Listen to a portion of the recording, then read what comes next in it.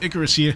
Welcome to a little something that I'm titling What the Heck? An effort to have a bit more of a casual chit-chat about varied cool that has passed in front of my eyeballs recently. Maybe a little off the beaten path from traditional boom shoot or throwback stuff, and maybe even crossing into entire separate genres. But for today, I'd like to talk about Echo Point Nova. Why? Because it is rad as all heck. It is the personification of a hot dog riding a skateboard. It is that cool. But just to wheel this back a bit, what the heck is Echo Point Nova? See, I worked the title in somewhere. That's how you know I'm a professional YouTuber, but I digress. Echo Point Nova basically plonks you down in this vast floating island continent that has multiple biomes and a variety of very fun ways to traverse them.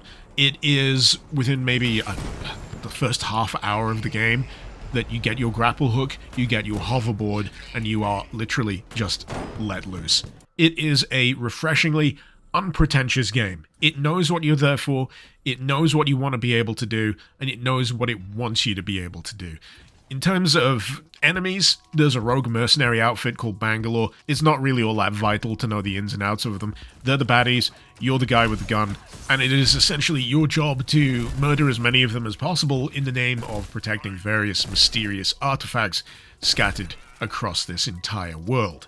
This largely takes the form of visiting various interestingly shaped environments, hitting a scanner, and then waiting for the enemies to teleport in, whereupon you just absolutely style on them till they stop spawning. You usually have to hit a particular number, and as you progress deeper into it, the fights will progressively become a little bit tougher, with extra bigger enemies spawning in, such as drop mechs, big ol' Avatar-style aerial gunships, and even bigger mechs. Notably, there's also other subtypes of enemy just to keep things interesting, but crucially, staying still is generally gonna see you get bodied. Movement is required in order to stay alive. You can take a certain number of hits, and taking out enemies will often grant you the ability to replenish as they drop hearts. But once you've killed a required number of them in any given environment, that completes the scan for the area and also grants you access to a little bit of a goodie. This could take the form of a perk drop or a hat. These sound kind of disparate at first, but on top of the obvious attraction of having cosmetics that you can just plonk on top of your head, they also serve a fun purpose in that the more hats you collect, the more maximum perk points you can actually play with. And believe me, there are a lot of perks to install. For example, I've got a perk that plays a party blower noise every time I melee kill an enemy, which also on top of that grants a greater amount of supplies dropped from the corpse. Got a perk that lets me do a ground slam, flinging nearby enemies away. Got a perk that causes explosions to spawn whenever I do an extra double jump. I've got a perk that allows me to deal triple damage whenever I fling myself up in the air from an explosion or using a special ability. And you know what's really nice about the explosion side of things? You don't have explosive self-damage in this game. It's like it's tailor-made for me. Also, no fall damage, which is really nice considering just how vertiginous so much of Echo Point Nova actually is. But honestly, Echo Point Nova has nailed its core gameplay loop so comprehensively in terms of traversal, combat, and movement that it's just an absolute joy to play. It's like movement shooter heaven. And mercifully, it gives you a metric crapload of things to do with all of those abilities. There are plenty of places to visit, plenty of places to attempt to grapple to, many fights to be engaged in, and from what I can tell, you can even return to some of those previously beaten areas later on for tougher renditions of those fights. And that's not to say it's all arena fights either. Each biome will end in a climactic Colossus takedown. That's right, we're getting Shadow of the Colossus all up in this business, and you literally have to get on board these huge mobile fortresses that are just brimming with turrets and missile launchers and enemies, and you have to strike each of the weak points in order to fully take them down. Your reward, an extra special ability.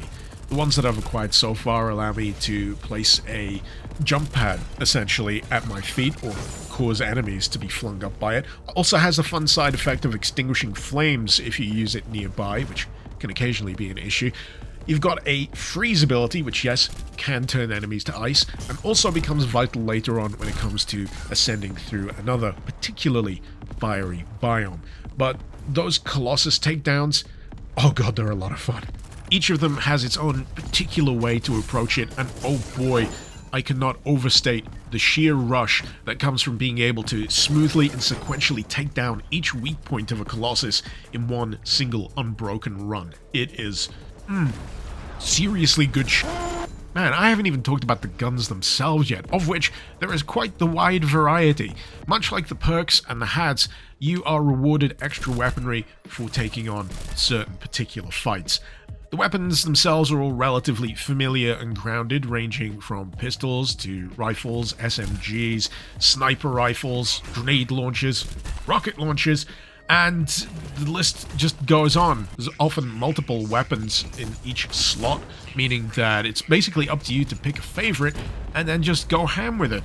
Doing so will increase your mastery of said weapon, and that will have the result of granting additional attachments for it. So the more you use the weapon, the better it's gonna get. And often this is just applied automatically. So you go up in mastery, boom, you got a scope.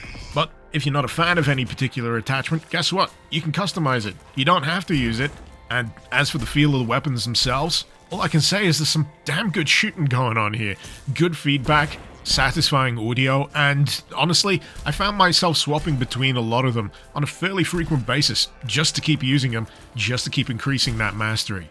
Basically, you're incentivized just to use whatever you like the most, and it will actively get better as you do so.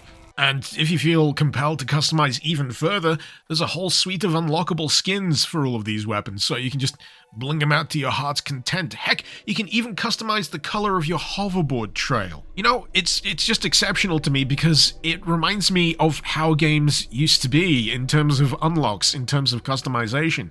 Games these days often tend to lock this kind of stuff behind additional DLC or through battle passes, but my god, it's a game that rewards you for continuing to play the game.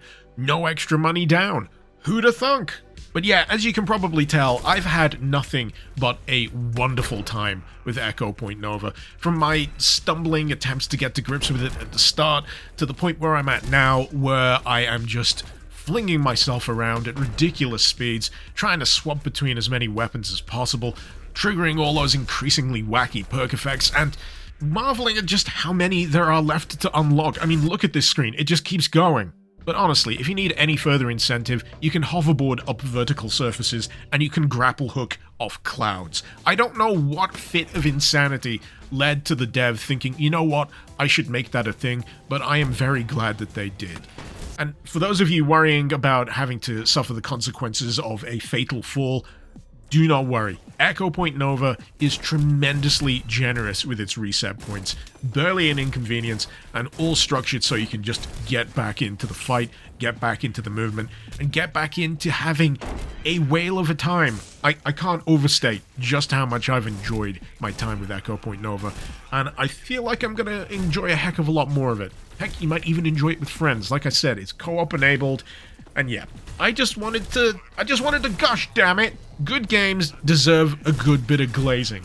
And even more so when I feel like not enough people are aware of them. Because, boy, you get people complaining about, oh, how games aren't like they should be. Oh, why aren't these AAA games catering to my hyper-specific needs?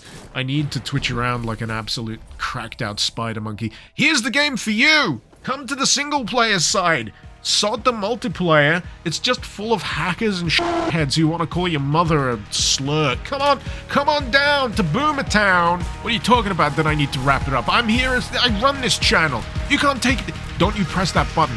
Don't you press that...